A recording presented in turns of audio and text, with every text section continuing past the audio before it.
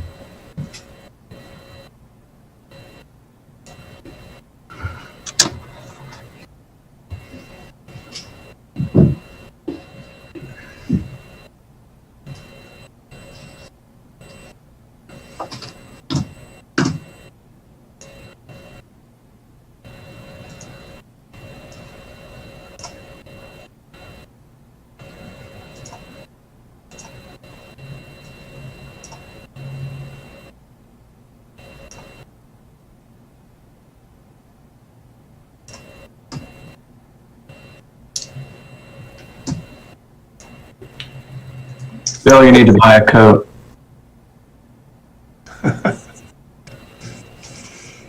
See, I believe we're waiting for Councilmember Vice Mayor Oro and Gonzalez. I don't see them yet.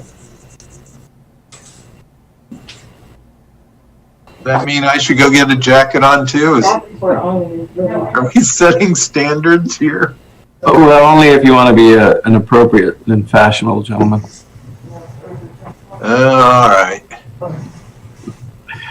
Hi, Mark. How are you? Not bad, Mike. How are you doing? I'm well, thank you.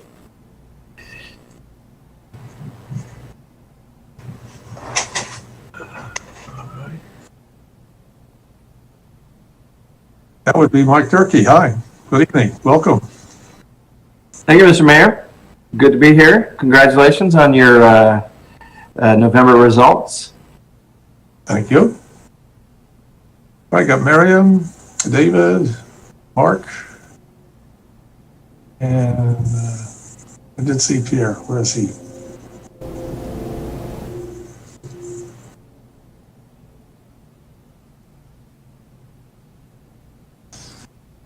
Got a lot of people here tonight. I'm having to scan the screen here.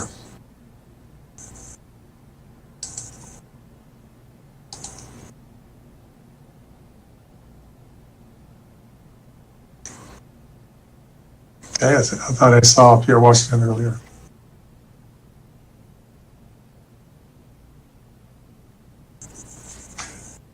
There he is. Okay, very good. All right. We're all here this evening, council, so I think we can get started. Call the meeting to order. Joint City Council and Fire Protection District Board meeting for December 15, 2020.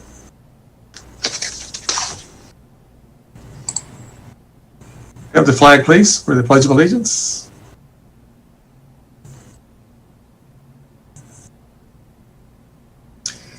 Please join me in the Pledge of Allegiance. Pledge allegiance to the flag of the United States of America. Yes, can you hear me? and to the republic for which it stands, one nation, under God, indivisible, with liberty and justice for all. Thank you.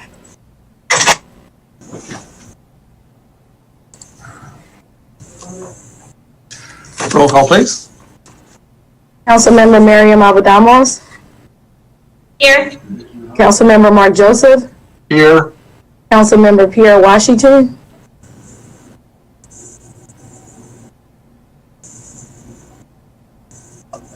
Vice Mayor, Vice Chair David Oral. Here. Mayor, Vice Chair Leon Garcia. Here. Pierre Washington, you're muted. Councilmember. It looks like he's a few seconds behind everybody, so he's got a glitch going on over there. Oh, there he is. Okay, there he is.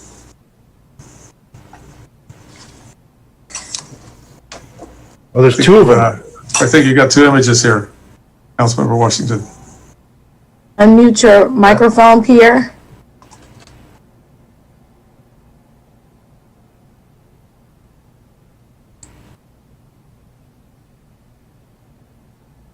There. Here, I'm here. Okay, good, we can hear Thank you. you. All right. We're doing roll call. I can see you, but couldn't hear you. All right. We'll move on to report on closed session, confirmation, reportable action. Mr. Mayor, council members, Mr. Chairman, as chairman of the fire board and board members, the council convened as the ex officio board of directors of the American Canyon Fire Protection District at 5:35 p.m. to address the one matter agendized for closed session consideration, the matter of anticipated litigation under Government Code Section 54-956.9 D2. You concluded that consideration at 6:29 p.m. and I will prepare a written report upon return from closed session for reportable action consistent with Government Code Section 54-957.1. That would conclude the report unless there are questions. Any questions, council member? No. Seeing none, here none. Thank you very much, Mr. Ross. Move on to city clerk's announcement pursuant to Government Code 54952.3. It is as stated in the agenda. City clerk, any announcement we need related to teleconference participants? Yes. Thank you for joining us for the December 15th, 2020 City of American Canyon City Council meeting. This meeting is being held entirely virtually in response to the COVID-19 pandemic. The format tonight would be similar to that of an in-person City Council meeting. In addition to the Zoom platform, the meeting is being broadcast on cable TV, Channel 28, on YouTube, and streamed on the city's website. You will see the City Council members on your screen along with members of city staff. All members of the public will participate in a listen-only mode. Public comment is invited for non-agenda items during the public forum section of the meeting and on each agenda item.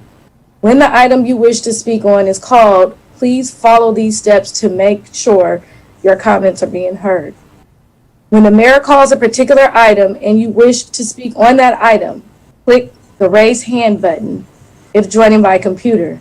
If joining by phone, dial *9 to raise your hand. When it's your turn, I will announce your name and invite you to speak.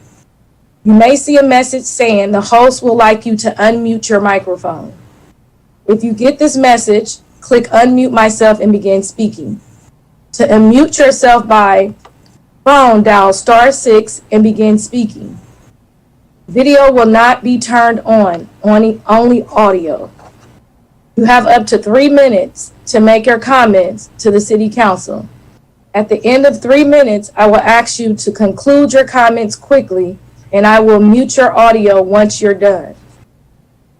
Please press only *9 to raise your hand for items you wish to speak on, as the raised hand will be cleared at the end of each item. The agenda for this meeting is available on the City's Council page of the city's website. As in standard practice, community members are allowed to comment one time on each item. All votes at tonight's meeting will be taken by roll call. We ask for your patience and understanding when there are technical difficulties. This concludes my introductory remarks. Thank you, Ms. Moulton.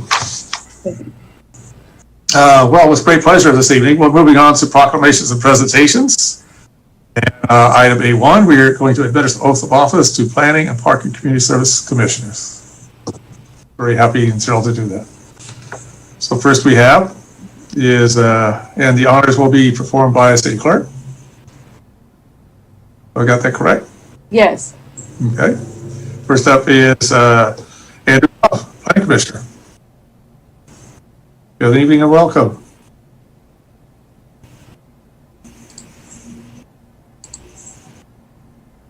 Is he here? I don't see him on my screen. It's weird. He's here, Mr. Goff. Okay. We want to hear from you.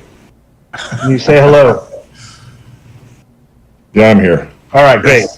Thank you. Please raise your right hand and repeat after me. I, Andrew Goff, I, Andrew Goff, Planning Commissioner, Planning Commissioner, do solemnly swear or affirm do solemnly swear or affirm that I will support and defend the Constitution that I will support and defend the Constitution of the United States and the Constitution. It's like a pause. of the United States and the Constitution Of the State of California of the State of California against all enemies, foreign and domestic. against all enemies, foreign and domestic, That I will bear true faith and allegiance that I will bear true faith and allegiance to the Constitution of the United States to the Constitution of the United States and the Constitution of the State of California. and the Constitution of the State of California, That I take this obligation freely that I take this obligation freely without any mental reservation without any mental reservation or purpose of evasion.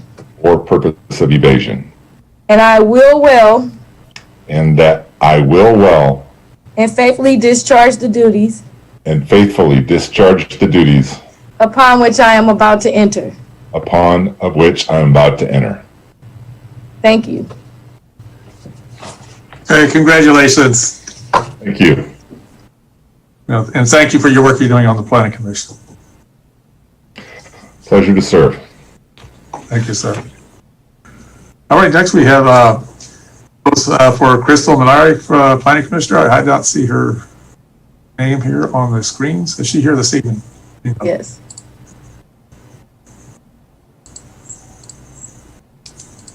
Oh, there she is. I found her. Good.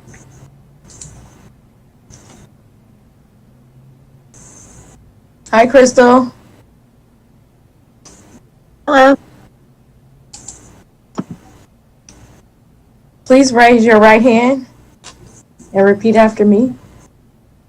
I, Crystal Malaire, I, Krista Miller, Planning Commissioner, Planning Commissioner, do solemnly swear or affirm do solemnly swear or affirm that I will support and defend the Constitution that I will support and defend the Constitution of the United States of the United States and the Constitution of the State of California and the Constitution of the State of California against all enemies, foreign and domestic. against all enemies, foreign and domestic, That I will bear true faith and allegiance that I will bear true faith and allegiance to the Constitution of the United States to the Constitution of the United States and the Constitution of the State of California. and the Constitution of the State of California. That I take this obligation freely That I take this obligation freely without any mental reservation without any mental reservation or purpose of evasion. or purpose of evasion. And that I will well And that I will well and faithfully discharge the duties and faithfully discharge the duties upon which I am about to enter. upon which I'm about to enter. Thank you. Hey, congratulations. Thank you. Thank you. And thank you for your service on the planning commission.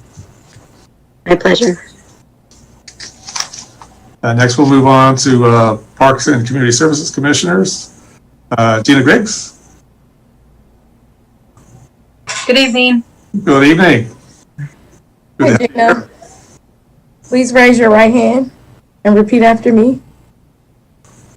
I, Gina Griggs, Parks and Community Services Commissioner, I, Gina Griggs, Parks and Community Services Commissioner, do solemnly swear or affirm do solemnly swear or affirm that I will support and defend the Constitution that I will support and defend the Constitution of the United States and the Constitution of the United States and the Constitution of the State of California of the State of California against all enemies, foreign and domestic, against all enemies, foreign and domestic, that I will bear true faith and allegiance that I will bear true faith and allegiance to the Constitution of the United States to the Constitution of the United States and the Constitution of the State of California, and the Constitution of the State of California, that I take this obligation freely that I take this obligation freely without any mental reservation without any mental reservation or purpose of evasion,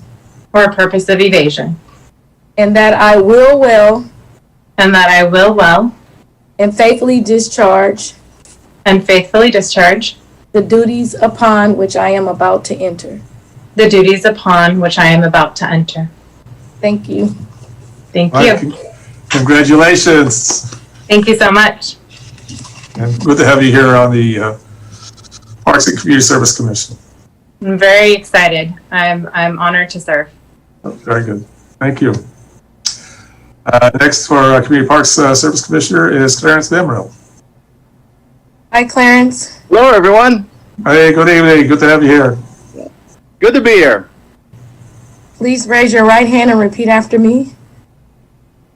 I, Clarence E. Mamrell, I, Clarence E. Mammerell, Parks and Community Services Commissioner, Parks and Community Services Commissioner, do solemnly swear or affirm do solemnly swear or affirm that I will support and defend the Constitution of the United States that I will support and defend the Constitution of the United States and the Constitution of the And the- State of California and the Constitution of the State of California against all enemies, foreign and domestic. against all enemies, foreign and domestic.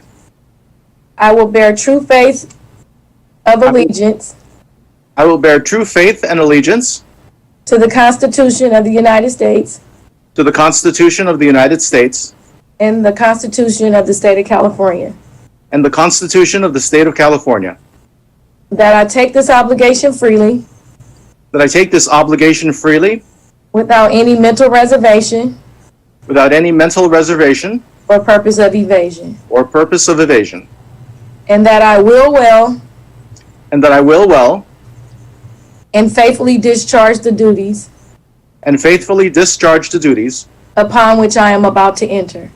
upon which I am about to enter. Thank you. Hey, thank you. Congratulations. Congratulations. Thank you for your service on the Community Parks Well, position. thanks, Mayor Garcia. Thank you, Council. Looking forward to serving you for another few years, and Thank you. happy holidays, everyone. Happy holidays to you. Next up is Kathy Margolotti on the Parks and Community Service Commission. Can you guys hear me? I am here. Oh, there you are. Okay. I Yes. don't know where I am, but I'm here. Your name's showing up there. Okay, there you are. Okay, I'm here now. Yes, there you are. Hi, Keep Kathy. zapping around. Sorry. Raise your right hand and repeat after me. I, Kathy Margolotti, I, Kathy Margolotti, Parks and Community Services Commissioner, Parks and Community Services Commissioner, do solemnly swear or affirm do solemnly swear or affirm that I will support and defend that I will support and defend the Constitution of the United States the Constitution of the United States and the Constitution of the State of California and the Constitution of the State of California against all enemies, foreign and domestic, against all enemies, foreign and domestic, that I bear true faith and allegiance that I bear true faith and allegiance to the Constitution of the United States to the Constitution of the United States and the Constitution of the State of California, and the Constitution of the State of California, that I take this obligation freely that I take this obligation freely without any mental reservation without any mental reservation or purpose of evasion, or purpose of evasion, and that I will well and that I will well and faithfully discharge the duties and faithfully discharge the duties upon which I am about to enter. upon which I am about to enter. Thank you. Congratulations. Thank you, everybody. Congratulations. Thank you. Thank you for your service with the Parks and Community Services Commission. Thank you. I'm excited to do another term. Thank you, everybody. All right, and we also have an honorary commissioner. Hopefully I get her name spelled right. It's Stella Mom. Is she here? Can you help? Hi, it's Sela Mun. Stella Mom? Mun, H is silent. Oh, okay. Mun. M-U-N. Okay, thank you. Sorry for that, but now I know. Okay. Hi, Sheila. Before I start, Mayor, for the record, I would like to note that Sheila oath of office was added to the agenda, as her oath of office will be added. Yes. Okay, Sheila, raise your right hand and repeat after me. Okay. I, Sheila Mum, I, Sela Mun, Parks and Community Services Honorary Commissioner, Parks and Services Honorary Commissioner, do solemnly swear or affirm do solemnly swear or affirm that I will support and defend that I will support and defend the Constitution of the United States the Constitution of the United States and the Constitution of the State of California and the Constitution of the State of California against all enemies, foreign and domestic, against all enemies, foreign and domestic, that I will bear true faith and allegiance that I will bear true faith and allegiance to the Constitution of the United States to the Constitution of the United States and the Constitution of the State of California, and the Constitution of the State of California, that I take this obligation freely that I take this obligation freely without any mental reservation without any mental reservation or purpose of evasion, or purpose of evasion, and that I will well and that I will well and faithfully discharge the duties and that I faithfully discharge the duties upon which I am about to enter. upon which I am about to enter. Thank you and congratulations. Hey, congratulations. Thank you. Good to have you on the commission. It's going to be a great experience for you. My pleasure. Thank you. We'll now move on to item A2, administer oath of office to the finance director, Lincoln Bogart. Welcome, sir. Good to have you with us. Welcome aboard. Yeah, you need to, there you go. Oh, thank you. Thank you. See, we'll have a couple here look like they must be family. Yes. Proud moment for you, Mom and Dad. Hi, Lincoln. Raise your right hand and repeat after me. I, Lincoln Bogart, I, Lincoln Bogard, Finance Director, Finance Director, do solemnly swear or affirm do solemnly swear or affirm that I will support and defend that I will support and defend the Constitution of the United States the Constitution of the United States and the Constitution of the State of California and the Constitution of the State of California against all enemies, foreign and domestic, against all enemies, foreign and domestic, that I will bear true faith and allegiance that I will bear true faith and allegiance to the Constitution of the United States to the Constitution of the United States and the Constitution of the State of California, and the Constitution of the State of California, that I take this obligation freely that I take this obligation freely without any mental reservation without any mental reservation or purpose of evasion, or purpose of evasion, and that I will well and that I will well and faithfully discharge the duties upon which I am about to enter. the duties upon which I am about to enter. Thank you and congratulations. Thank you Hey, so much. congratulations. Again, welcome to the board. You have a very important job for the city of American Canyon, and we're glad you're here. Well, thank you, and I'm looking forward to serve in the best way possible. Thank you, sir. Well, we look forward to that too. Oh. Well, we're going to have to move on to our agenda now. And it's time for public comment. Have we received any public comment? No, Mayor, we did not receive any public comments. Okay. That being said, we'll move on to agenda changes. Are there any agenda changes? Yes, Mr. Mayor, on consent item B5, it talks about receiving a status update on the Napa Valley Casino, but there's no report or anything. So my question is, should we pull that to get a status report or what?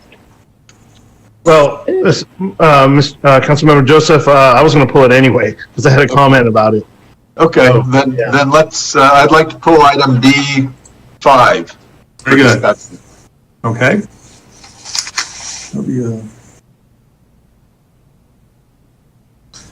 Let me make a note here. Okay. Joseph, are you looking at the amended agenda?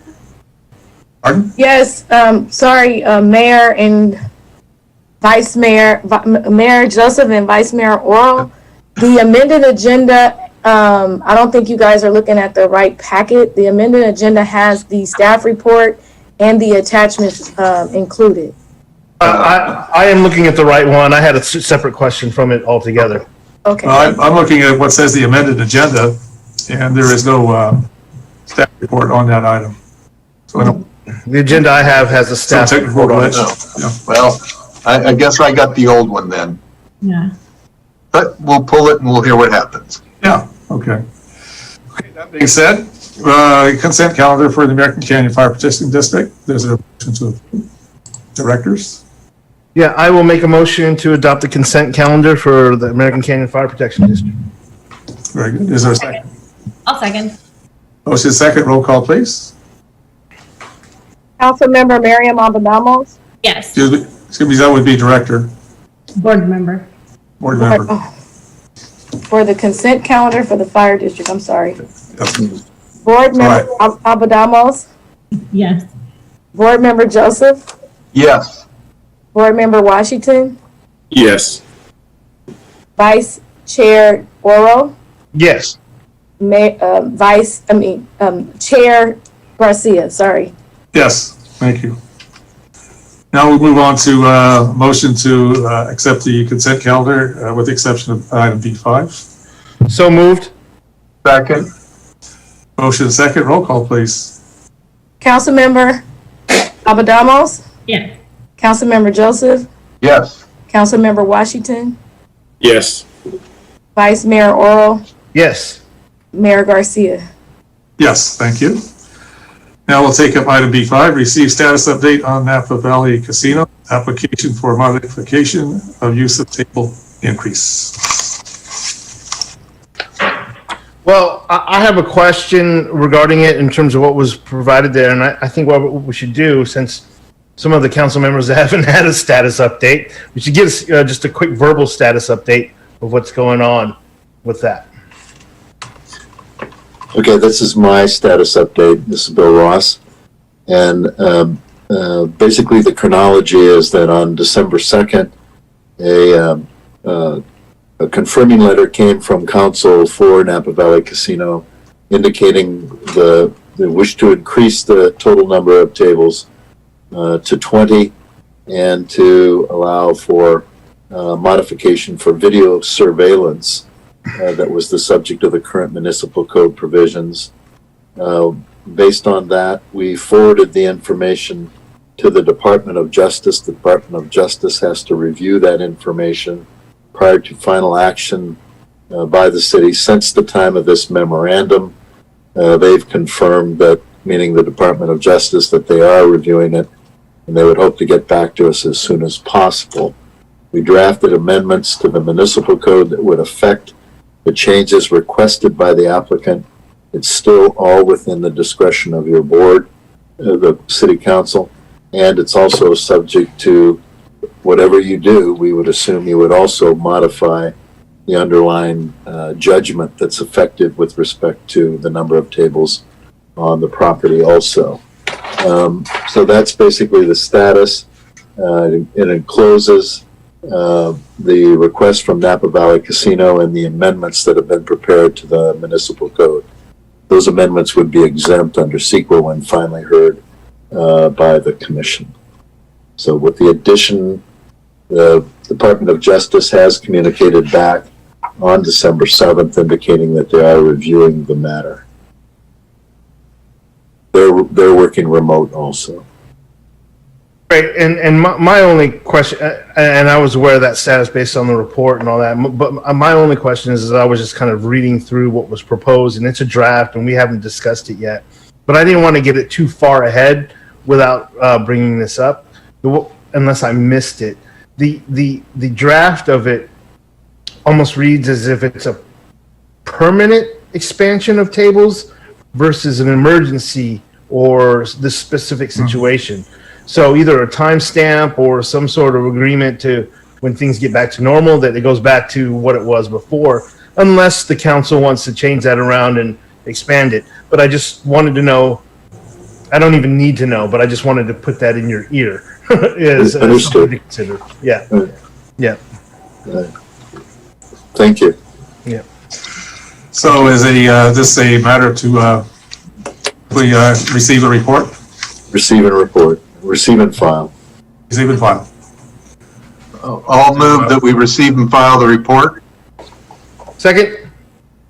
Motion second, roll call, please. Councilmember Albadamos? Councilmember Joseph? Yes. Councilmember Washington? Yes. Vice Mayor Oro? Yes. Mayor Garcia? Yes, thank you. All right, we'll move on to matters of public hearing, item C1. Very exciting evening. Matters relating to Watson Ranch. Adopt a resolution to approve the master conditions of approval for AC1 portion of Watson Ranch, and adopt a resolution to approve a tentative subdivision map for Watson Ranch Phase 1A to create 98 single-family home lots, 3 vacant lots, 1 open space parcel, parcel A, and 6 public streets, and on 42.24 acres located north of Vintage Ranch and accessible from Summerwood Drive and Rolling Hills Drive. File number BL20-0033. Thank you, Mayor and council members. William He has a presentation for you on this matter. Very good. Mr. He. Hi, everyone. Can you see the screen? Yes. Yes. Very good. Okay. Good evening, Mayor, members of the City Council, and members of the public. Start here. My name is William. I'm with the Planning Division, and I'm very happy to give a brief overview of the Watson Ranch Phase 1A project. So, something wrong with my screen.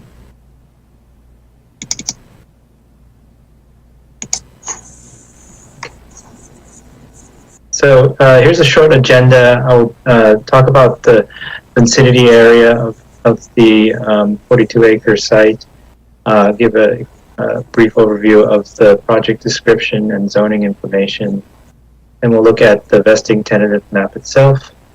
I have some site photos to show you, a quick look at the landscaping plan, and then we'll move on to the staff recommendation and CEQA compliance. So here's the site overall. The site, which we refer to as the AC1 portion, is in yellow. It's the 42-acre site. The 98 single-family residential lots are within the yellow zone, and that's about 11.97 acres. And that's the area that's right north of the Tapestry Apartments and accessible by Summerwood Drive. The entire site is within the Watson Ranch specific plan. It's in the southwest portion of it, and kind of marked on the map with the light blue hatch marks. That's the boundaries of the Watson Ranch specific plan. So here is the site. Project description, the project is to convert 7 lots into 101 lots and 1 parcel. The zoning information is the parcels are within the Watson Ranch specific plan, and the 98 single family residential lots are in the MDR 16, which means medium density residential zones. The use that's proposed are single family residential detached units, and the lots range from about 3,150 square feet to up to 6,400 square foot lots. The homes proposed are 2-story detached homes. They range from 3 to 5 bedroom, and they come with 2-car garages. So here's a look at the lots right now. There's 7 parcels. Lot 11 is the biggest one. Lot 13 consists of 2 parcels. And then the 2 parcels that's going to make up the 98 single-family lots are lots 14 and 15, which is divided currently now. Mr. He, before you go much further, the white space is... That's not within the plan. So that's a lot that's not within the AC1 plan. It's I think it's known as lot 12. I think that's the city lot. Mm-hmm. Correct. Okay, just making sure, and for members of the public to understand that too. Oh, yeah. Yep. Thanks for the reminder. And so this is what the proposal is going to be. So the 2 lots from 13 will become lot 101, lot 11 becomes lot 100, lot 20 becomes lot 99, and then lots 14 and 15 becomes lots 1 through 98, which will be single family residential lots, and it will include 6 public streets within there. Parcel A on the southwest side will be enlarged a bit, and it becomes a open space area and also file retention center for stormwater. Here's a closer look at the 98 single family residential lots. If you can see in the center, bottom center of the screen, that's where Summerwood Drive enters. And then on the right side, we have a street A which connects to Rolling Hills Drive. Here's a couple of site photos that the applicant provided. If you're standing on the northeast corner of lot 15 and you're looking towards Rolling Hills, you'll see the homes at Vintage Ranch and also basically just a open field at the moment. Then if you stand on the southwest corner, which is up on the opposite, you will see the hills in the east side, and if you look towards northeast, you see some of the ruins on the left side of the screen there. And then lastly, if you're standing in kind of like the middle north side and looking south, again you'll see more of the Vintage Ranch homes. And also we have a picture of the current terminus of Rolling Hills. Right now there's a dead-end sign there and some fencing. I do want to mention one of the issues that the staff and the applicant worked through There is a fire code provision that that looks at development. If there's more than 30 single-family units, it would require 2 access points, access roads. And in the initial submittal, the area on the west side of lots 14 was proposed with 50 units, I think 55 units, and there was not a second access. So we worked with the applicant's team, and there's a proposal for an emergency vehicle access, which is termed an EVA, on the west side of of the site, which is marked in red here. So there will be a access which you can go on a multi-path westward, and then you can go north following the railroad, and it'll reach the South Napa Junction Road, which can lead to Highway 29. The access was approved by the fire chief, and so the project complies with the fire code. I want to show some of the architecture. The architecture consists of 3 floor plans, 3 types, and each type has 3 sets of colors and material. These designs were approved by the Planning Commission in the November hearing, but I just want to show how they look. So this is set number 1, here's set number 2, and this is set number 3. So overall, it's very similar to some of the houses in the Vintage Ranch subdivision. Lots of big windows for natural light, center doors, and very good details on the trims.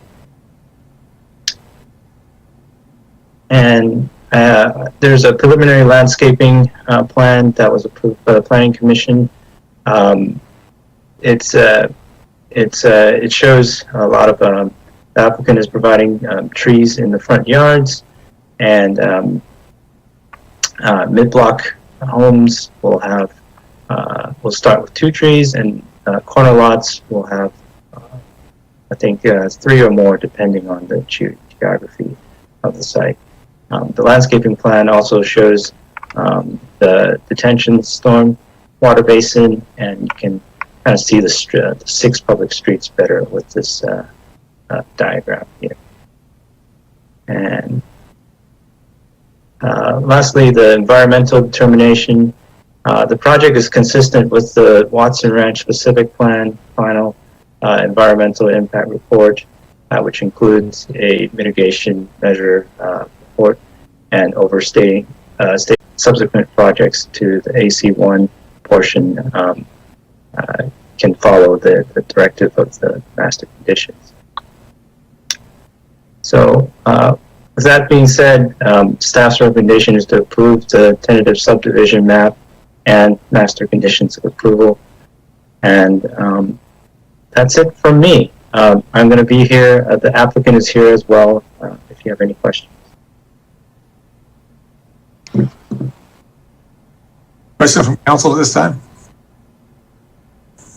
I know the Climate Action Committee came up with a number of recommendations in new construction. Can you speak to the application of things like that in this project? Water conservation, solar, etc. I think the building code requires all the homes to be solar ready, and that's part of what the plan is for the homes. And I think a lot of the garages will have the solar battery plugs ready. But I think Terry has some more information on the conservation stuff. Also listed in terms of water conservation as well. That was big. Well, I mean, it was built into the plan with the 0 water footprint that we're going to be using. And I think if there's anything, when we discussed this in the past, I don't think the outside has, and Mr. Hawley, you can recall this too, recycle water for lawn, and then another one for housing, for inside the home. So we built a lot of that in there, but solar, we had a requirement for solar ready or solar panels, and then the zero water footprint. But I'd just like for public consumption to hear more about what exactly that looked like. I would agree. In looking at the mitigation measures, particularly relating to the greenhouse gas emissions, there's some reference to a term zero electricity or zero net electricity, which I don't exactly know what that means. And I too am curious to see whether there's solar panels that will be part of the package or how it will play in, and maybe some general explanation on the that whole greenhouse gas mitigation measure, what it means in terms of what we're getting.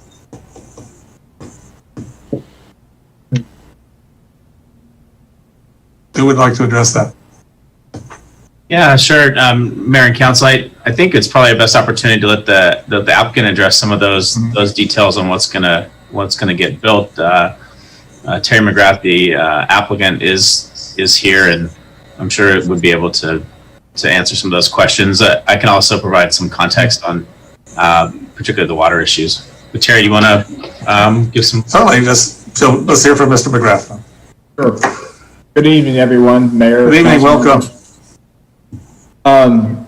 As Councilmember Oro alluded to, if you go back into the master conditions of approval, inside those master conditions of approval are mitigation monitoring reports, MMRPs, and those are extensive mitigations that were approved as part of the Watson Ranch specific plan, and that covers everything from Bay Area Air Quality Control District, BACMA, and the different thresholds that we have to meet, as far including biological surveys, state and federal permitting, solar will be on the roofs, electric car capability plugging into garages.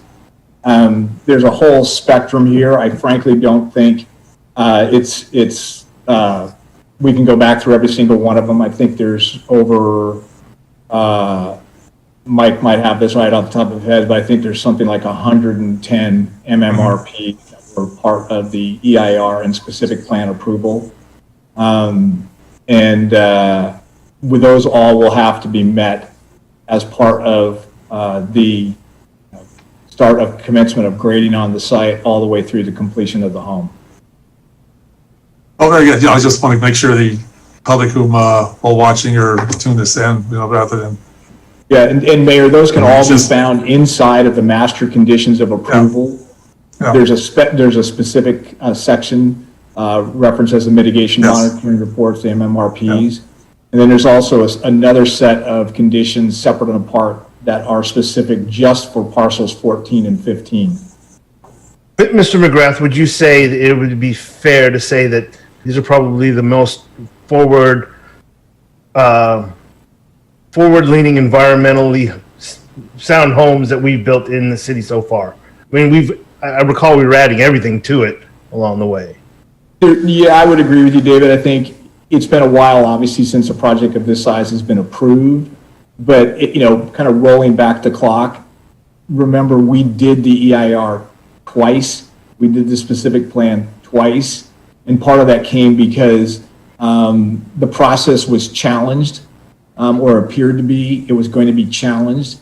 And so it was belt suspenders and a valet were used around these specific measures. So it gave us an incredible defensive line against everything that could potentially have been thought of at the time. And those are in the master conditions of approval, specifically the MMRPs. So those types of concerns some members of the public may have are addressed in that the documents, but they do cover things that are very cutting edge in terms of conservation of energy, greenhouse gas reduction, water conservation, et cetera. Absolutely. Yeah. I just want to make sure that we have the public is informed of that in more broader terms at this point. Yeah, I mean, at this stage, really what we're implementing is we're implementing a series of governing documents, including the EIR, the specific plan, the general plan amendment, and the development agreement, and, you know, subsequently now the design permit. And so this is the VTM is really the last in that set of approval documents. And then the next document you will see coming through the city will be the home builder actually submitting for the in-track and vertical construction for the specific site for the 98 homes. And I just want to be clear, because what I've heard the developers say that there will be solar panels on the roof, because I was under the impression that that was the new state standard, that they had to impose solar panels for any new homes. But then it was clarified only solar ready. So I want to know what we're getting, panels or just a plug-in? Jill Williams of KTGY is here, and I'll have her address that specifically, Mark. Thanks. Good evening, Jill Williams, principal with KTGY. Yes, you are correct. Every new home today will have solar panels on it. Roughly 9 to 12 typically on a home of this size is what energy would calculate. These homes will go through a few calculation by an engineer to determine the need. The meet code and provide offsetting electrical generation. Ms. Williams, and that's a rule, that's a state law as of 2020 for every new building in California or a residential building in California? I don't want to misspeak. I would say it goes, it was part of the 2019 code. There are different regulations depending on the height of the structure. So 3 stories and under meet a certain requirement, and over 3 stories meet a different requirement. Well, let me put safeguard you a little bit. Some safeguards around. Generally speaking, every new home in California will require installation of solar panels, not just solar ready. Correct. Thank you. And then the follow-up, the battery, you know, a battery backup, which really makes it pretty convenient, isn't required, but would it be at least plumbed for it so that if somebody wanted to add it, all they'd have to do is add it, or where are we at on that? I know I'm getting into the weeds, but. Getting a little beyond my expertise, but I will say that in all the work that we do with the for sale builders, many of them are starting to offer that as options. I think truthfully, it hasn't quite gotten to a point of a good, of an absolute return on investment for those batteries, but it's getting there quickly, and so many of them are offering it as an option to the home buyers. No, I hope ours will do that as well, because I do think that is the most practical way of addressing being reliant or resilient. But okay, I appreciate the comments. It does offer me a much higher level of comfort. Thank you. Great. Mr. Mayor, this is a public hearing. Let's confirm that the public hearing's open. And it might be appropriate at this time, if there are any ex parte disclosures to be made by members of the council, that they be made at this time. Any representations from the applicant or their representatives or any members of the public concerning this matter? I will report. I've had some text communications with the developer in the last week. And I will report that I had a brief discussion about this, more of a check-in versus any substantive discussion of like we're having this evening. I as well.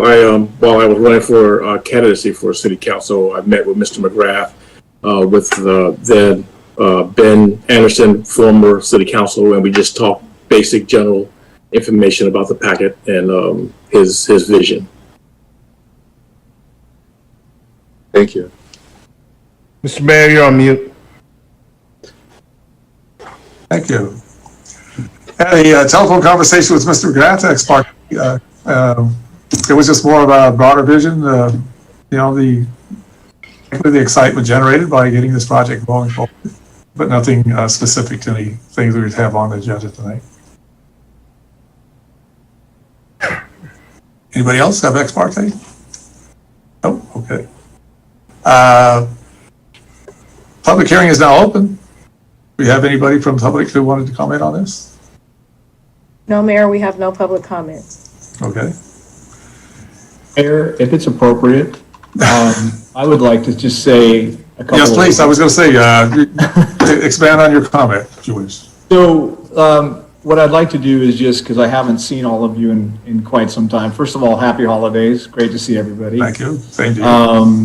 I wanted to, first of all, acknowledge city manager, city staff, my team. I think most of them are listening in or are on the call at CBG, and Jill Williams, ECS, Roger Ashton, and Dan Affleck, SWA, our landscape architects, and CBG, Will and Carlson and Jason Neary have been with me.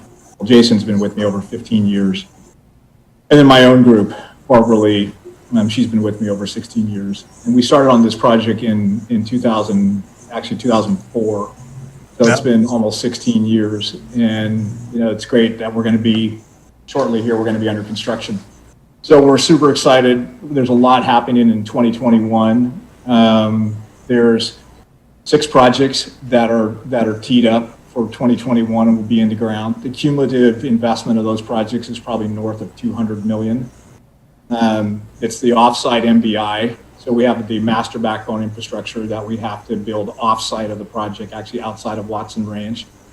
We will be submitting those plans to the city for approval here by the end of this week, with the idea that we're in the ground by probably mid-April. Second major project is our master backbone infrastructure on site. Again, we'll be submitting those plans to the city by the end of this week to be in the ground grading by mid-April of 2021.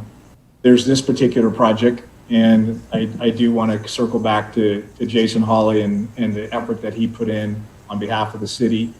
We started the design of these homes in the mapping process on August 15th.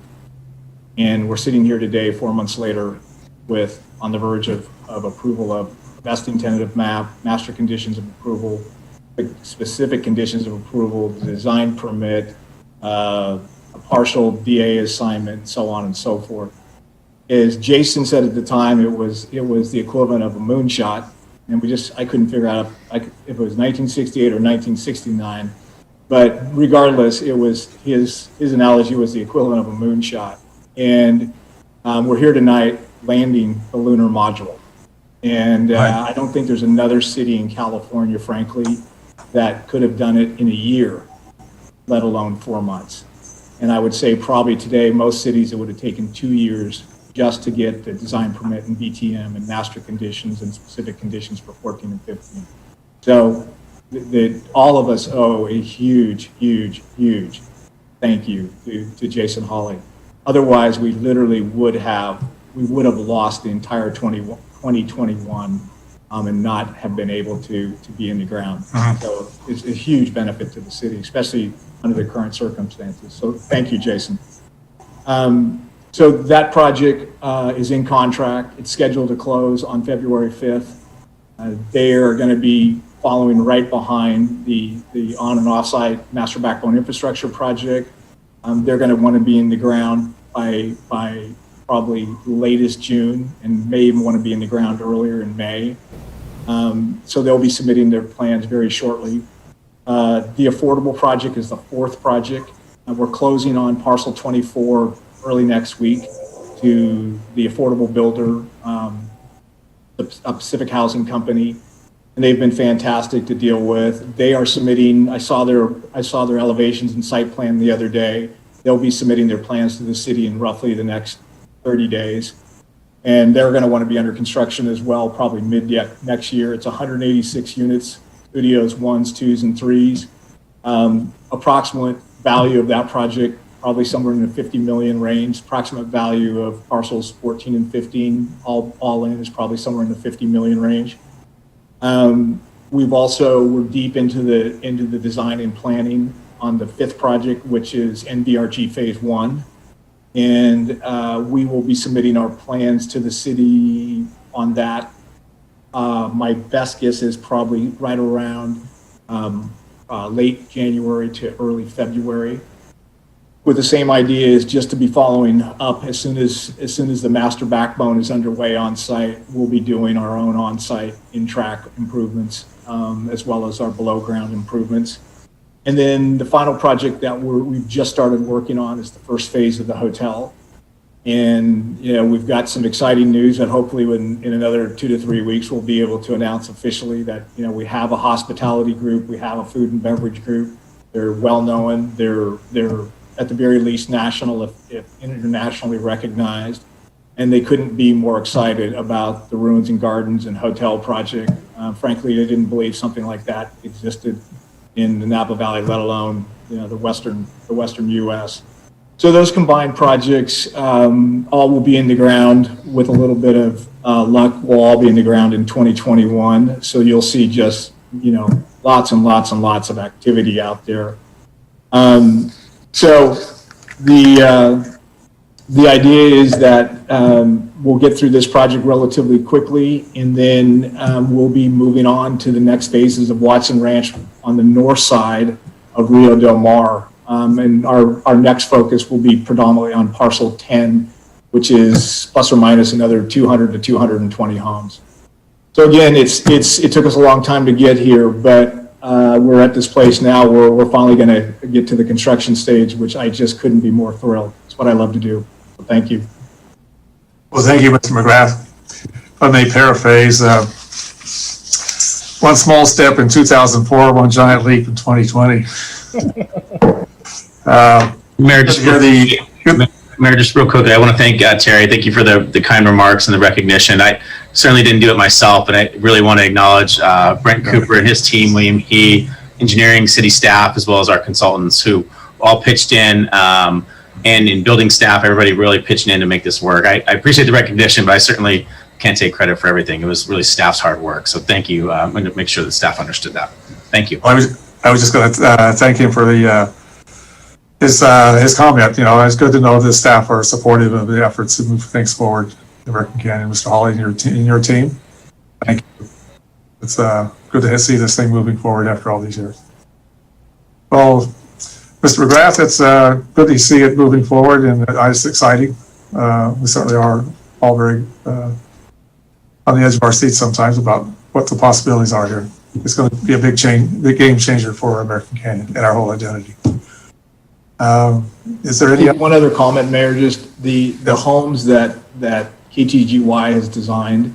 I just think they're really designed for today and tomorrow.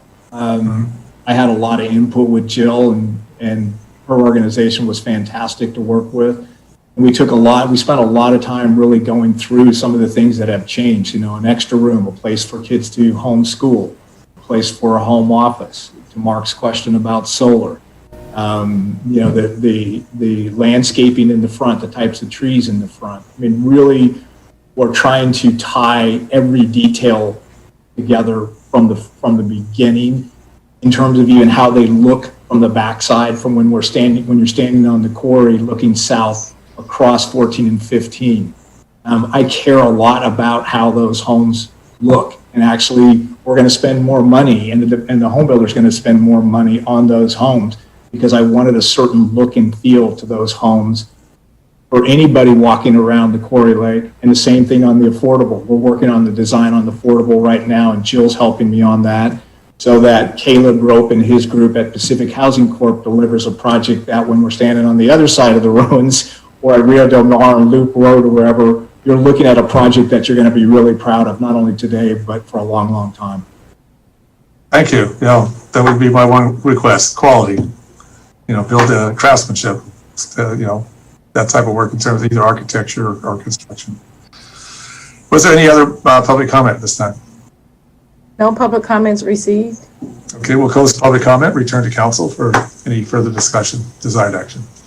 If there is no further comment from council, I will make a motion This is your chance. Okay, I'll make a motion to adopt resolution number 2020 next in order. A resolution of the City Council of the City of American Canyon approving the master conditions of approval for AC1 portion of Watson Ranch. And I'll second it. Motion second, roll call, please. Councilmember Almadamos,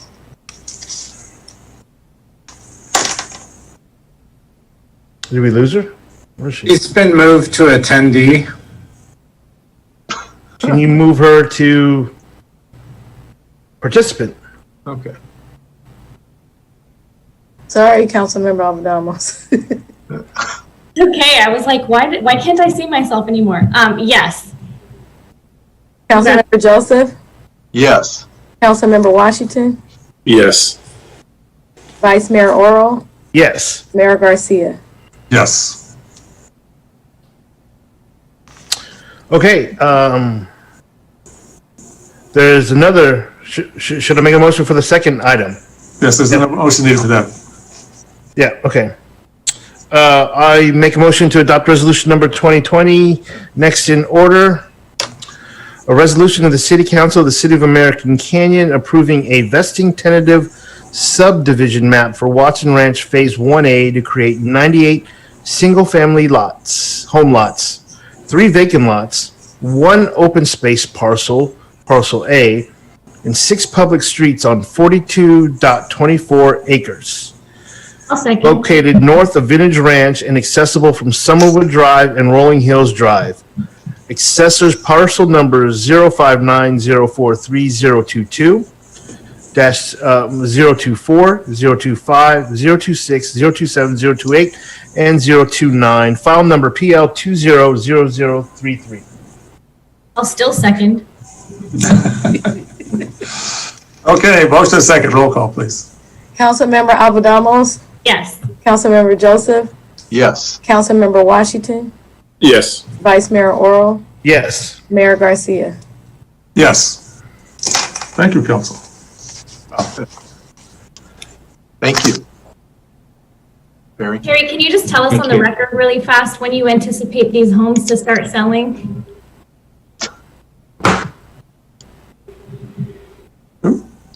Terry, Terrence, did you hear me? can you hear us? I don't think he can hear us. Terry? Ask again. Nah, he lost us. Yeah, Terry, Miriam wanted to know how fast the homes will be ready for sale. I don't think he can hear us. Or has he been demoted to attendee also? He's in the panelist. I don't know. Well, he probably doesn't want to be committed to a date because there's a whole lot that goes on between now and then, but I'm asking in him any to event. unmute. Oh, okay. I think he's trying to log back in. Yeah, he can't hear nothing. Okay, it's fine. It's not material, but it's important. Okay. All right, thank you, yeah. Terry. Yeah, they're eager home buyers out there, yes, you know that. Okay, so we move on to item C2. We ready, Council? Yes. Resolution authorizing the mayor to execute a developmental agreement, partial agreement assignment and assumption agreement by and between DWF, I think that's 4, and NLP2 and LLC, the Delaware Limited Liability Company and Pacific Gas and Electric Company, a California corporation. Staff report, please. Mr. Mayor and Council, this is my public hearing and responsibility for this report. The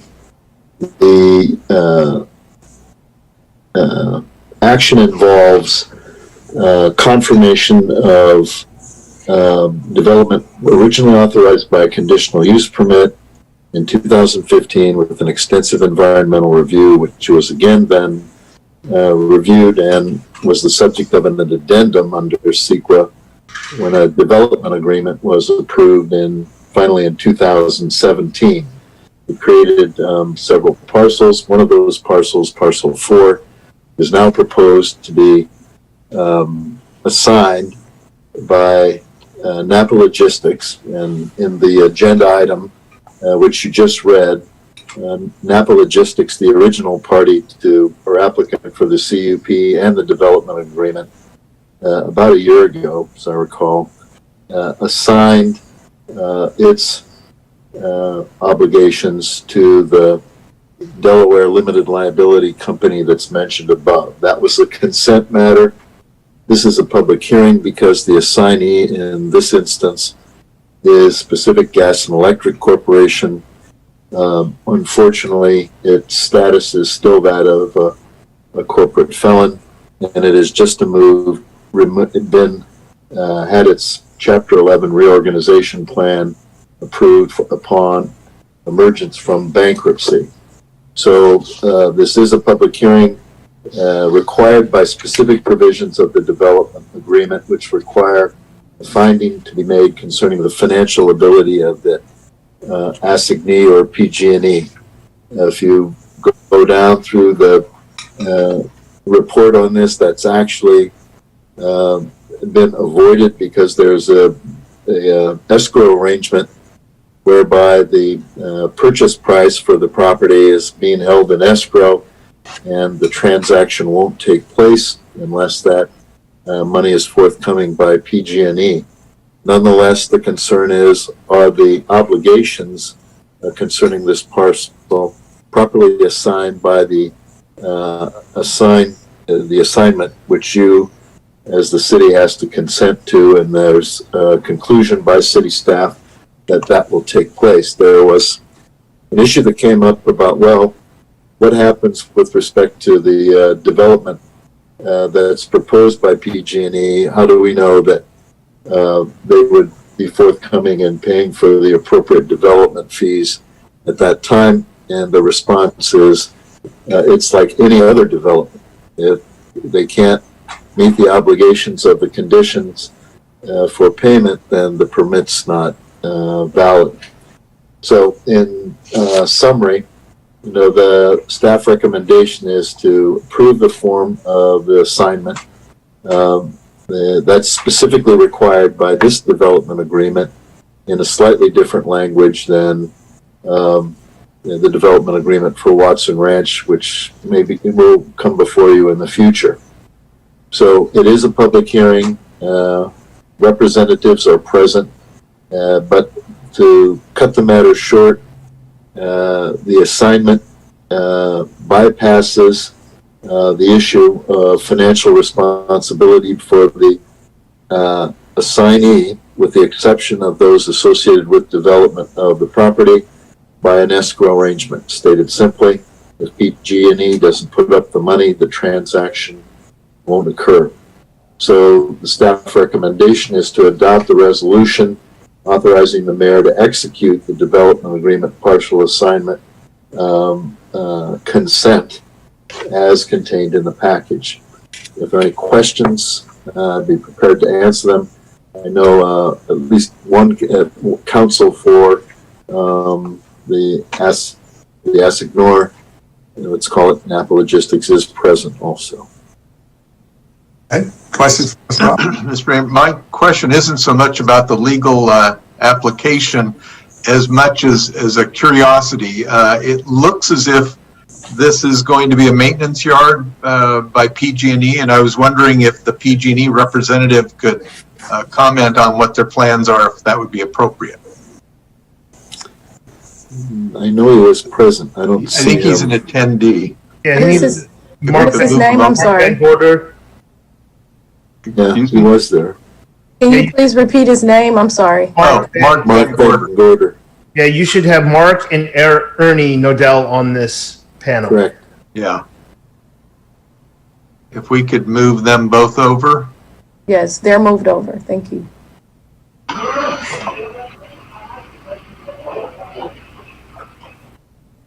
So is this the long-awaited maintenance yard? Hello, can you hear me? Yes. Yes, we can hear you.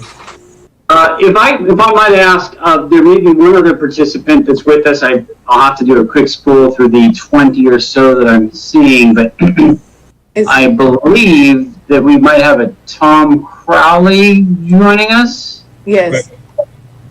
if you can add him, he can speak more to the specifics of the site. My name is Mark Van Gorder. I'm sorry, members of the council, mayor, manager, Holly. My name is Mark Van Gorder, and for the public's benefit, I work for PG&E in local government relations and public affairs. I'm joining here tonight to support this action.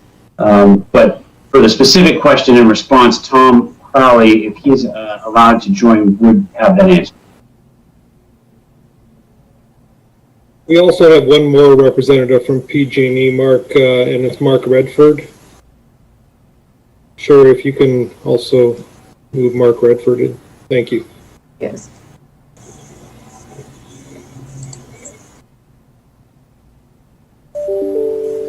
Tom Crowley, trying to speak. Can you hear me? Yes. Yes, we can hear you. All right, sorry about that. And I tried to turn on my camera as well. Sorry if you can't see that. Yes, I'm with PG&E. I'm with the corporate real estate team, and I am a member of the team that would be involved in the project development.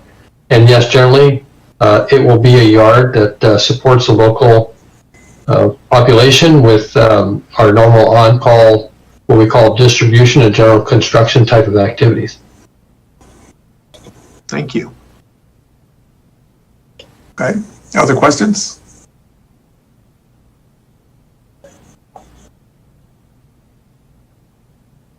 If not, we'll open up the public comment at this time. It's a public hearing. Do we have any public comment on this matter? No, Mayor, I received no public comments. Okay. Is there no public comments? Then I will close the public hearing. Return to council for further discussion, desired action.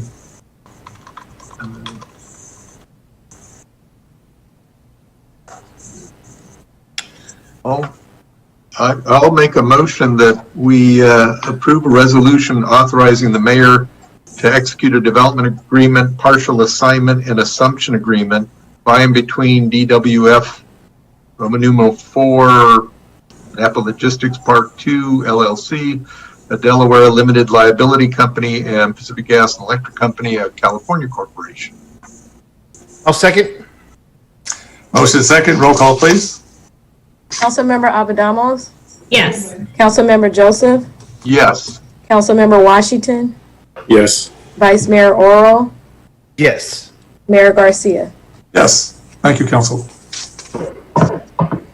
Good luck. Thank you. Thank you. We're looking forward to this project. Thank you. Definitely. Okay, council, we're arriving close to the end of our agenda this evening.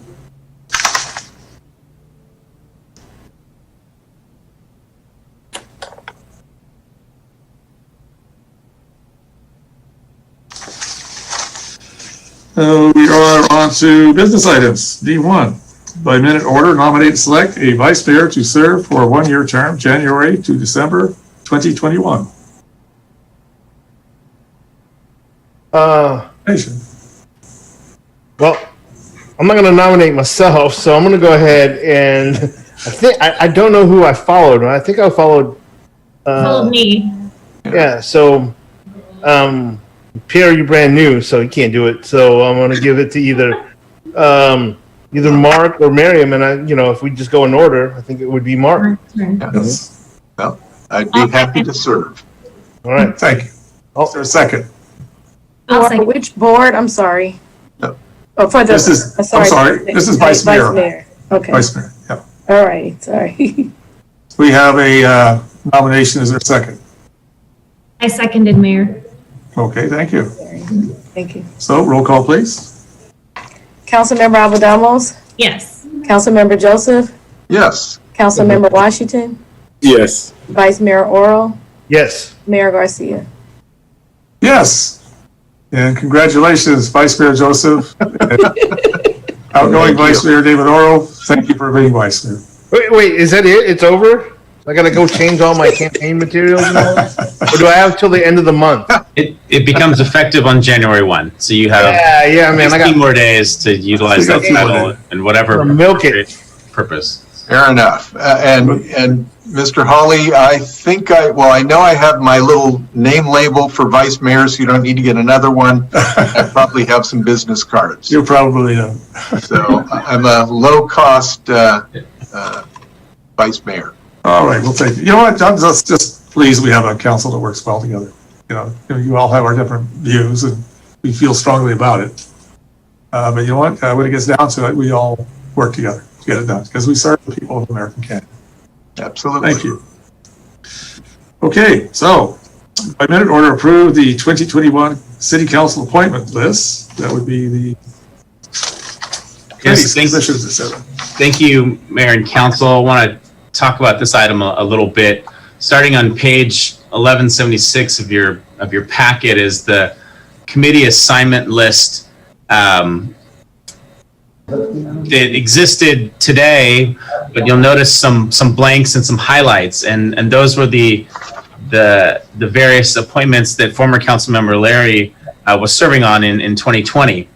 And what we've done is to reorganize this spreadsheet a little bit, because as we were looking through it in preparation for this item, what occurred to us was the name of the committee itself or the assignment didn't necessarily tell you what kind of an assignment it was. For example, you don't know what you're getting into.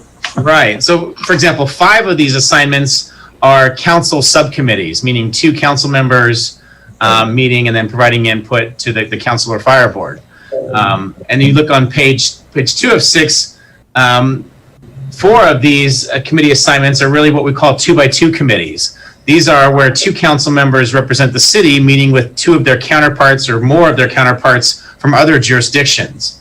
And a different kind of role than a council assignment. Again, not decision-making, just representing the city in some negotiations and some policy, discussions with your colleagues from other jurisdictions. If you look at page 3, these are assignments to what we call kind of local agencies. These were American Canyon-centric committees and really locally focused, but not city committees. Page 4 of 6 identifies various county-level boards. These are decision-making bodies, and the representative from American, one or more representatives from American Canyons are one of a board of several, 12, 13, 15 members of the board, and you go and serve on those boards as a part of those decision-making bodies, and different, than the previous assignments we were talking about. Page 5 of this recognizes that there are some countywide committees or commissions that appointees from the city go and serve on, and these aren't necessarily the kind of decision-making bodies that the previous slide had, but they kind of have their own unique flavor. And then the last page 6 of 6 talks really about regional agencies and regional committees, namely ABAG and North Bay Water Reuse and North Bay Waterside Association. So we really wanted to kind of distinguish, not by alphabetical order. Previously, they're presented in alphabetical order. In this case, we wanted to kind of distinguish by function and to provide a little bit of clarity there. What I've taken the liberty of doing is to sort of prime this conversation, is to put some suggestions in a spreadsheet. So I'm going to share my screen here in a moment. Actually, I'm going to share it right now. What I've done is breaking these up into different tabs in a spreadsheet, and you're going to see that right now. Hopefully, the council can see this spreadsheet. You should make it bigger. Can you make it bigger? How's that? Like way bigger. There, that works. Okay. Yeah. So I made a couple of different tabs, and so this is the council subcommittee tab that we first started with, and I actually need to move this little screen over here. So this first tab are these subcommittees, and I'm just going to go quickly through it. Here are the 2x2 committees. Here's the local agencies, county boards, so on and so forth. I think you get the idea. The approach that I took, again, wanted to be 100% clear. This is 100% council discretion. So whatever names, whatever changes you want to make, you can make, with the exception, of course, are the ones where the mayor or vice mayor are required to be the appointee. Those you don't have any discretion over. But all the others you do have discretion over, and I don't want the council to feel like my suggestions are somehow binding or anything other than hopefully a helpful attempt to prime this conversation. The approach that I took was to generally the highlighted ones represented former council member Larry's appointment, and I took the liberty of just putting now Councilmember Washington's name in those places, just because, again, it was the simplest thing to do. There are a couple of places, though, that putting some other suggested changes in there. And I'll kind of go through these really quickly, but that was generally the approach. There are some of these ideas. The screen needs to be larger. Oh, yeah, we'll go, sorry, go bigger there. There are some of these ideas. Well, that might be too big. How's that? There we go. Too big. All right, There you go. That worked. Okay. Some of these didn't have anything to do with a seat that former council member Leary was involved in, but it was based on some other thoughts or other discussions that I've had with council members. So I think what might be the best approach is if we just went kind of category by category and kind of talk through some of these. Or, if the council has other ideas about how you want to approach this, I'm all ears and happy to help in any way I can. We want to talk about the commission interview. Oh, yeah. Thank you, Mayor. We also had another idea, and this born out of our commission interview process last Thursday. I think it would be a good idea to have an additional council subcommittee that would meet once, maybe twice a year, to help guide the commission interview process. We're always looking at ways to try and improve that. And generally when myself or city staff is focused on hiring staff for jobs, we take a certain approach in our human resources process. When the council is interviewing members of the public for various city commissions, it isn't necessarily the same thing. But when staff is involved in preparing all the questions in the process, what you're going to end up with is more of an HR type process that we're comfortable with and use all the time. And, what got us to thinking after the experience last Thursday is there might be a way to have some additional council input on the front end of that process. So this interview committee would meet once or twice, usually this kind of time of year when we're doing those commission interviews. And they would help staff prepare some questions and really fine tune the actual interview process that is going to unfold based on the number of applicants that we have. Wouldn't necessarily take a lot of time. Staff would certainly come prepared with some questions, but really a fine tuning of that process so that so the council really felt like they were, in that process rather than just being an interview panel, really having some input on the front end. And so that was this recommendation of this additional subcommittee. I like that recommendation. Okay. I like it too. Yeah, I think a lot of our questions that came up with the commissions that were perspectives from each of us as a council member and our connection with community that was of value to be able to put in there, which I felt just a little bit harder to get that information out. Sure. And from my perspective, I think it's a good idea. The two issues that struck me was the need to, the problem of all the applicants knew what the questions were, and I think that gave an unfair advantage to the guy that was last on the list. And then secondly, some opportunity for discussion and deliberation. And all of this in the context of a completely public and open process is just kind of counterintuitive in the selection process of normal interview selection processes. So part of the goal is to figure out how we can maintain transparency along with the fundamentals of interviewing people and not giving somebody an unfair advantage and not giving ourselves a chance to discuss the pros and cons and what we saw or didn't see. So I don't know how you do that in the Brown Act, but I think that's important. Sure, and I would venture to say that's something that this committee could work on, a further refinement of the process. If this additional committee sounds like a good idea, it sounds like we got kind of 5 nods of the heads there with that, then we can kind of cement this committee as an assignment. If the council wants to take up assignments for this new committee now, or because some of what this committee will be talking about is procedural in nature, the interviews, you could always default to the mayor and vice mayor for this, but I don't know that I have any other suggestions on how you might want to handle this, or we could certainly start talking about the other appointments too. So it's up to the council. Does somebody want this? Does somebody want to be on this committee? I'll volunteer. I'll work with you on that, David. All right. Done. Knock it out. Okay. Efficiency. Very good. The other reason I did this in a spreadsheet is we literally are going to fill this out as we go. Well, Mr. Holly, what I really like about it is the category, the tabs as categories, right? Mm-hmm. And it's good to see it this way. Yeah, I think it's helpful to have it organized. So on this one, I feel okay with this. Me too.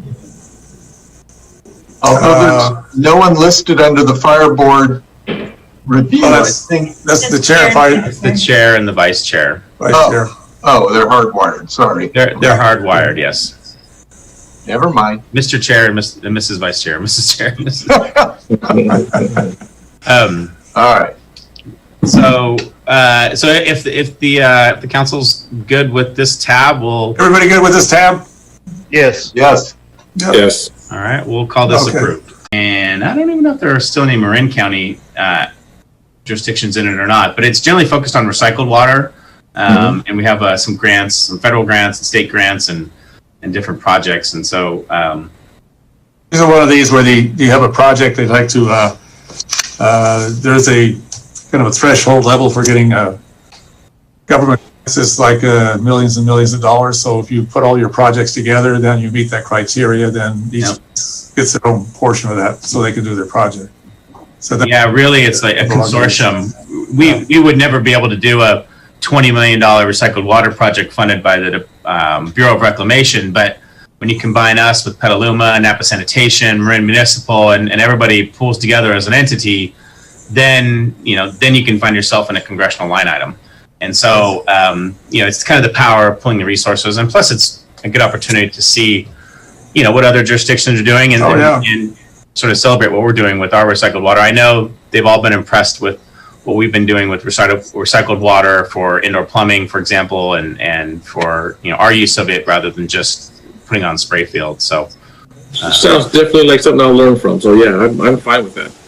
Yeah, I think that includes if I'm remembering right, Marin, Sonoma, Napa, and now Solano counties. Oh yeah. So if we're okay, I get there's still some typos we got to fix, but if we're okay with the content, we do not want to delete it. Oh, it's too much. We want to rename it. So I don't know why they put the delete next to the rename. That's a terrible design. Okay, and then just the last one, North Bay Watershed Association. Jason, I was also appointed to this. I know, and I think where our goof up here is, I think you're right, Miriam. I think you were appointed to this, and I think Mayor Garcia, you've actually been appointed to it by the flood board. By the flood board, yeah. But I can give this one to Councilmember Washington as well, because like David said about TBID and the county tourism board. No, these you're right. These two work together. They overlap a lot and they work together. Yeah.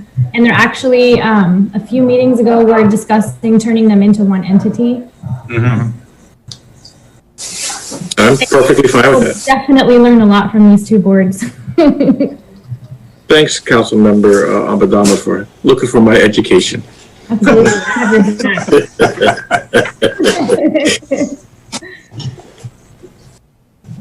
Okay, well, I'm seeing some nods of the heads with that.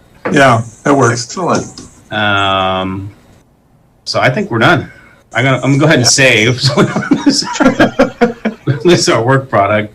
You know, you made that easy. Thank you. Yeah, so There's a lot of times, you know, the other format, it's a flood of information, and I'm always paging back and forth to see how all the pieces connect. yeah. I like the structure of this. Well, good. So we'll be substituting this, and I'm not going to print it, but we're going to substitute this file for what was in the exhibit in the agenda packet. So when do we get a printed copy of this? I'll be distributing it. Once we get all the contact information and then cleaned up, we'll be distributing it to all of you. Okay, good. Do you need a motion to approve as adjusted?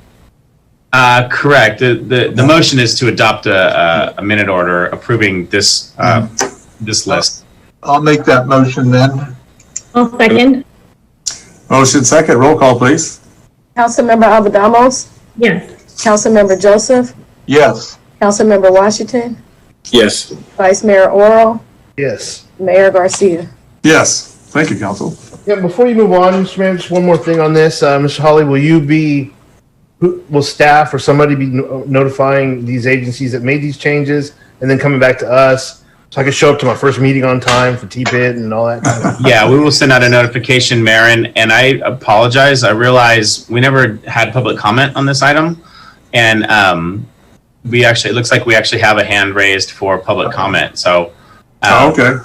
It would be appropriate. I was Take the too public busy comment. focused on my share screen that I did not see the hand raised, but it would be appropriate to take public comment, Mayor. We'll take public comment. Do we lose our? No, it's Ken. Cherry. It just needs to unmute. Oh, perfect.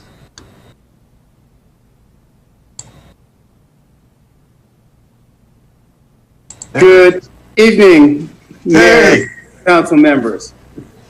good to see you. Mr. Leary. Good to see you all. Great work on these commissions and committees. I just want to let Pierre and Miriam know if they want to sit down and talk about WIC and LAFCO, I'm available. So I just want to make my experience, my knowledge available to them. Thank you for doing that. Yes. Perfect. You're a wealth of knowledge in those areas right now. And I already had you ready on speed dial, so I was gonna call you anyway. All right. And I wasn't able to get in during when you were talking about Watson Ranch, and I'm really pleased to see the solar panels.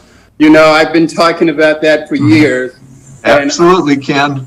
Yeah, so I am so happy to see that. And Mark, I'll help and we'll push for the batteries.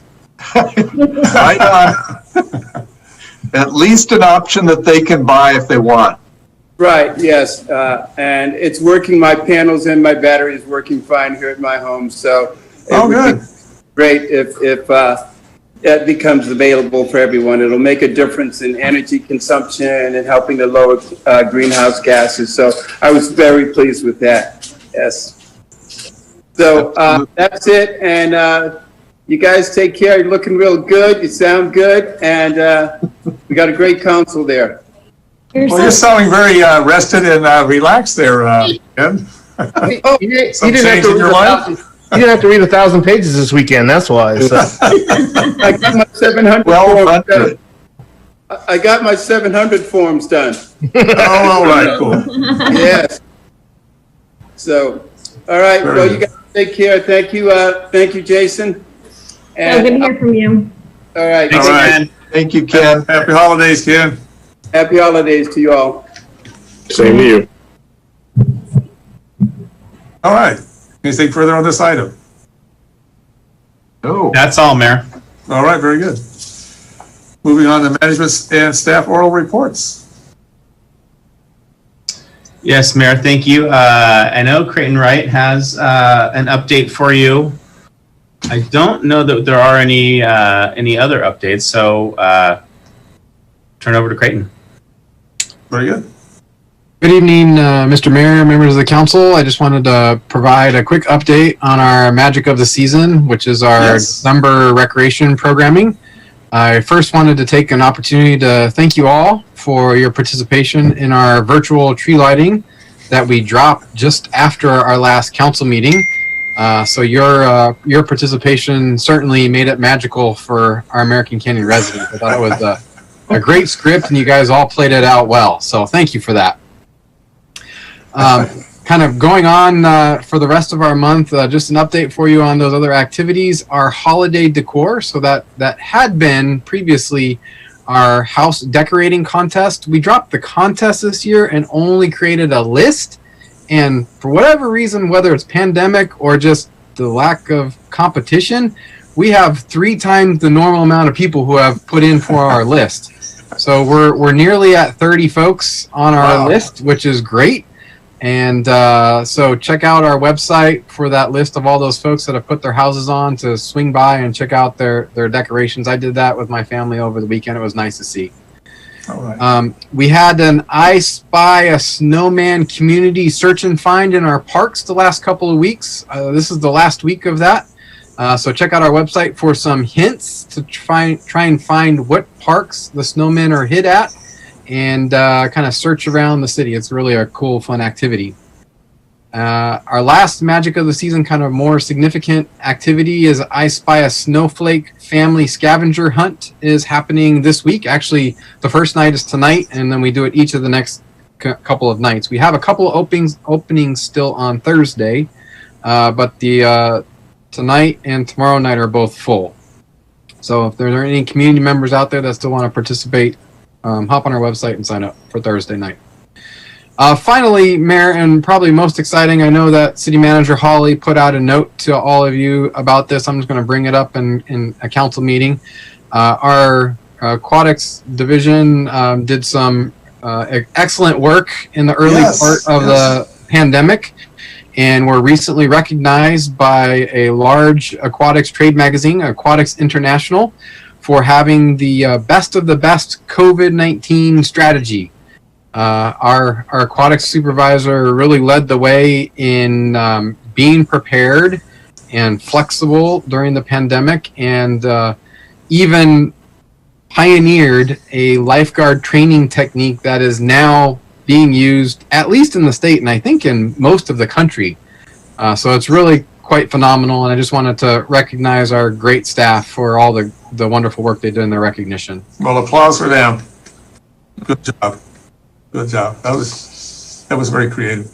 For those who might be watching, would you describe that just briefly? Yeah. So in lifeguard training, you have to do in-water rescues in order to be proficient in the skills that you're taught. So the first part of this was doing a lot of learning in an online format with videos. That was the first part of it. But the more important one and the real novel piece of it was our aquatic supervisor came up with, so social distancing, you couldn't have people interacting. We usually have other lifeguard serve as victims for the rescues. And so what Jody did was he had each of the prospective lifeguards bring in a family member to serve as a victim.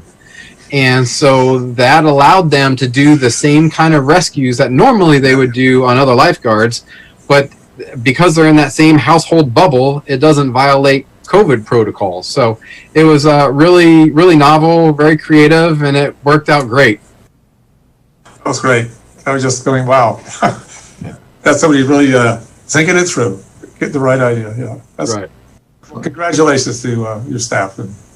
Director Wright, I have a quick shout out for you. So last night I was on the Seroptimist holiday party Zoom call, and there was I think around 25 people on that call, and there was a whole conversation about Parks and Rec and how they're still doing a super awesome holiday Magic of the Season, even though it's COVID. And one of the perks of being on Zoom is that I shared the link because they were asking about the map to go look at the holiday lights.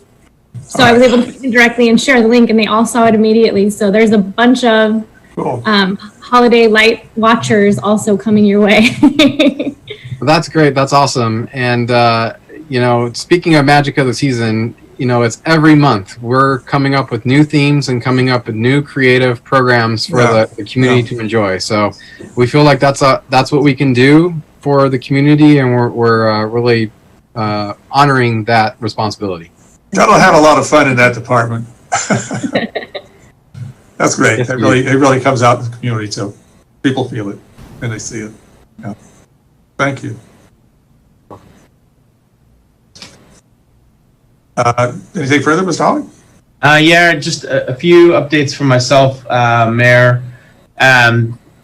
First, starting next week and the following week, city is furloughed. So in general, we'll be closed down with most of our operations. Our 24/7 and our public safety will still be operational, but our non-public safety and our non 24/7 operations will be furloughed. And so I just wanted to make sure the public understands that. We're putting out messaging and all that, and many of our services are now online, and so there's still opportunity to connect with us. But what I also wanted to do is to just take an opportunity to express my gratitude to staff this year. This year has been ridiculous. It's been a really, really tough year for everybody. And staff has really pulled together. They've persevered, they've innovated.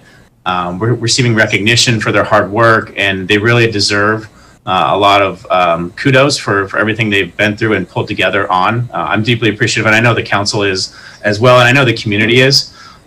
We can't always get together now, because of COVID, and we can't celebrate at the end of the year like we normally would. But I want to take this opportunity to recognize them. In addition to the awards that Creighton mentioned, we're receiving awards for our virtual city hall program. Our NG project is in full swing, doing cutting edge sustainability projects. Our public works crew, our maintenance and utilities crew, I should say, pulled together the installation of the equipment that's out there at the wetlands now, and the wonderful donation from the foundation to pull all that together. So a lot of, and there are other countless stories, and our staff has really pulled together under extraordinary circumstances. I'm grateful for all their work, and I know you are, and just wanted to be in the last meeting of the year, take the opportunity to recognize them. We'll certainly pass along our appreciation from City Council as well. I mean, it's a very trying time, and a lot of uncertainty, and I think there's a lot of creative approaches that come about that we really appreciate the staff. So, thank you. That is all. All right. Mayor, council committee comment, committee reports, future agenda items. Councilmember Joseph. I'll do a quick one, kind of related to our discussion about committee assignments. The local T-bid did have a special meeting where we approved spending $15,000 for a special advertising package that Visit Napa Valley put together with Expedia that will highlight American Canyon as a region, but also give kind of a box of advertising support for each of our 3 hotels. And that is subject to not a total lockdown of the region. So if there is a lockdown, then that 15,000 will be deferred until it can be, there's a point to having lodging. But just an effort to try to kickstart the tourism industry, and that was one of the actions we did as a T-bid. So that's my report. All right. Thank you. Councilmember Alvin-Damos. I don't have a report, but I do want to share something. Jason, I echo your sentiment about staff and all of the hard work, and I'm very grateful and appreciative to each and every single one of our city staff. I'm not sure if we're planning some sort of holiday party, but we did a Zoom holiday party, and it was a murder mystery, and it was so cool. There were 90 people on. Wow. So imagine a bunch of lawyers doing a murder mystery via Zoom. It went from 4:30 to 7. I think we actually went a little bit over 7. And time 7 the next morning? No, 7 p.m. I think we went a little bit over, but nobody wanted to leave because it was so cool. Like the actors were live actors. We went into breakout rooms to do different interrogations, and then we each went back to our table because it was at a wedding. So we went back to our table and discussed what we learned. And the winning team, each member of the winning team got a $100 Amazon gift card. And before, we each got a $50 DoorDash, like, buy your dinner since we're not having a holiday party thing. It was so cool. All right. So just an idea, if we are having a staff party, if we're not, just something to throw out there. No pressure. Sounds like loads of fun. Oh, it was a blast. Councilmember Washington. Nothing really to report.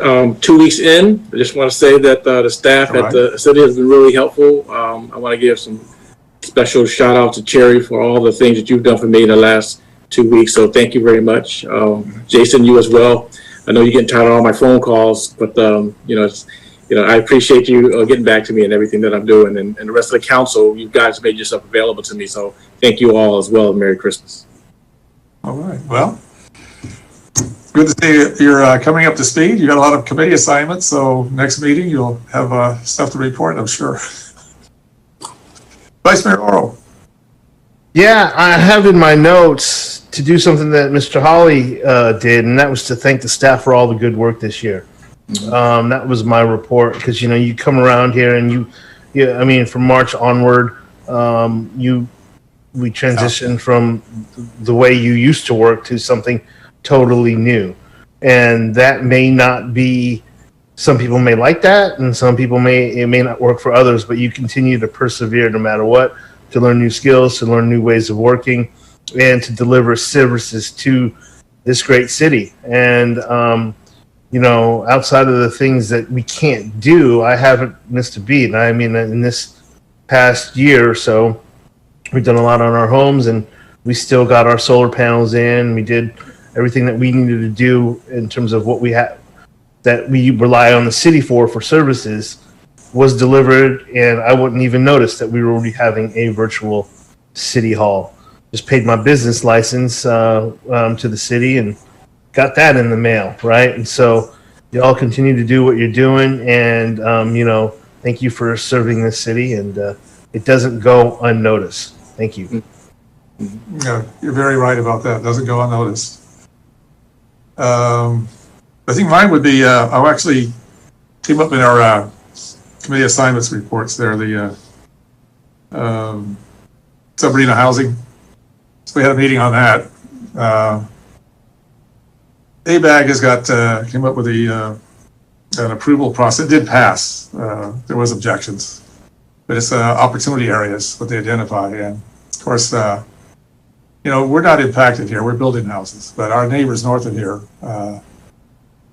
certainly it's the smaller communities, severely impacted by the requirement that they were given from ABAG. I think Calistoga has something like 260 some odd houses they had to build. Weren't they going to build them? So we decided to dissolve the Sabrina as per it's organized as we came in, and said, well, we'll continue this process working with each other.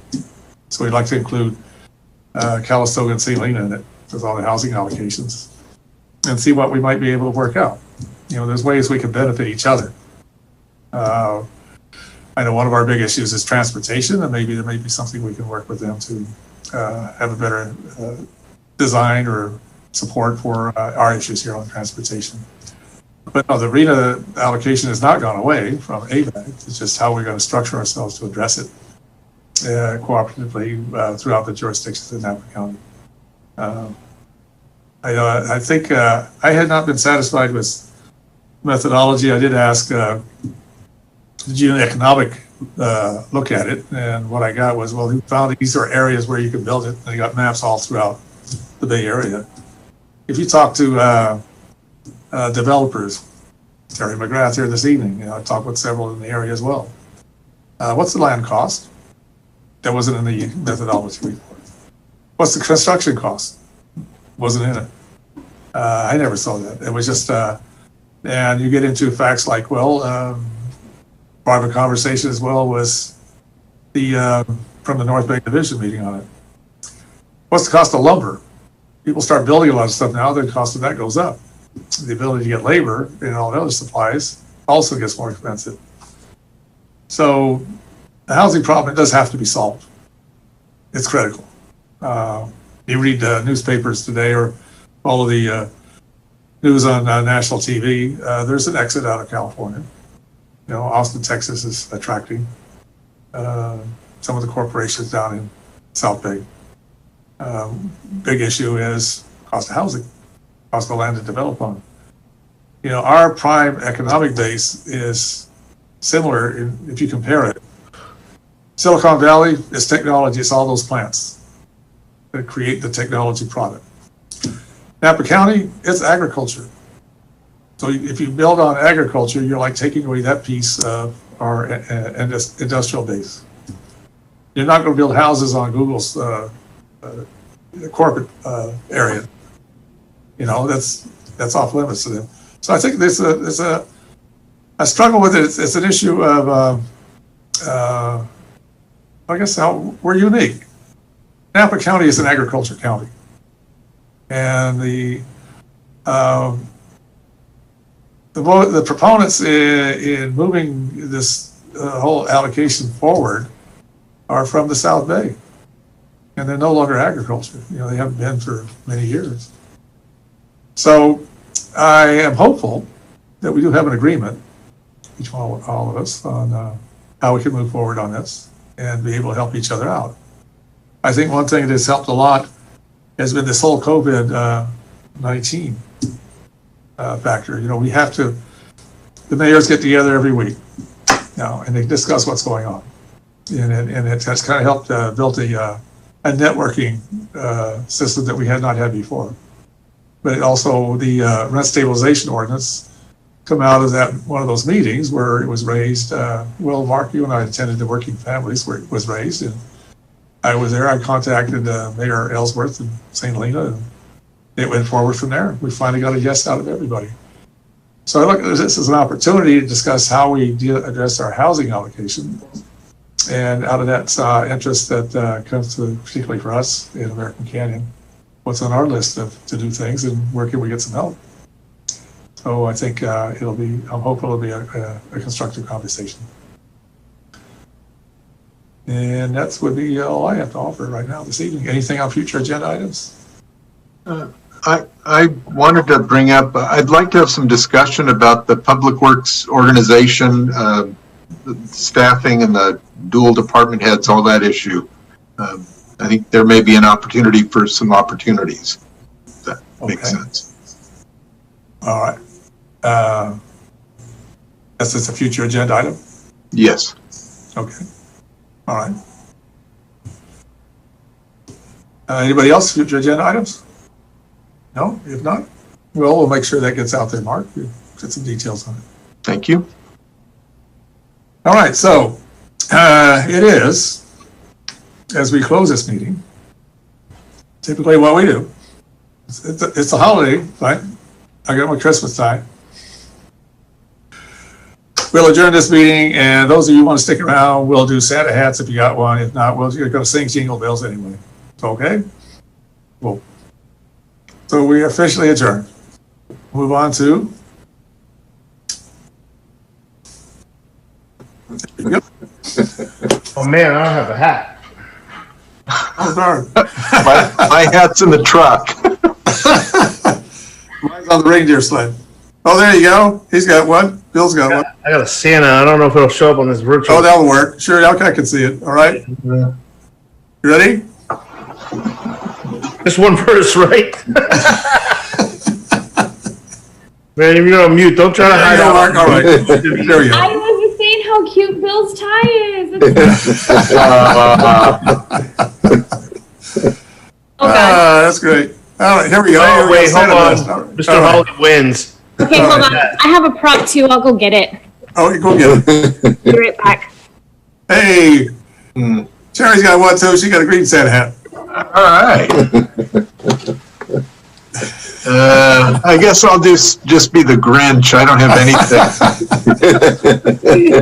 All right. I'm sorry. We didn't get normally we get that in advance because we put them all in the dais, in the script too. So we'll have. Normally, yeah, just as luck would have it, I left my Santa hat in the truck and it's in the shop. Hey, very all right. You got the lights. Cool. All right.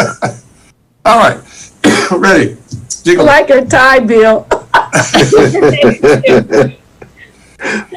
All right, 1 and a 2 and a 3 and a dashing through the snow. In a one-horse open sleigh, o'er the hills we go, laughing all the way, on Bob Del Rey, making spirits bright. Oh, what fun it is to ride and sing a song. Oh, jingle bells, jingle all the way.